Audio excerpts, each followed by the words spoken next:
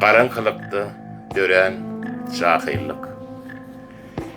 Sen meni ağlap boyadın dörlörenki, alım dünyasından mahrum edip sen, ya bolmasa akıllıyını terk edip, boynumu boş torbanı salan jahillik. Alım akıl yüreğime batmayar, bir gün sevuşmesem günüm geçmeyar, yalan söylemesem uqim tutmayar, haram işe yoğurlanmır jahillik. Velipe deyip iki yana urunyan, ödüm yali jahilliği gözleyen, yalan yaşlık havarları sözleyen, boynumu boş torvanı atan jahillik.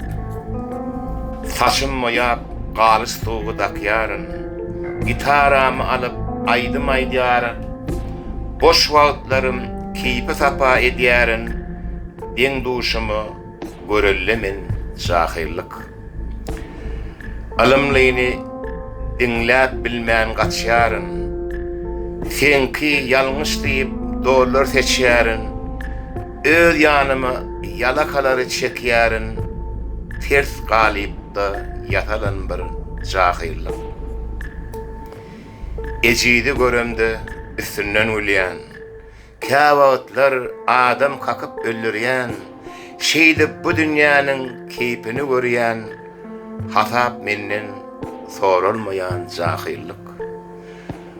Pulu bolun akıllı ol pikirli, şu yodani allım şeyle yeterli, yönü velin alım eken akıllı, bilimnini terk eyleme jahillik.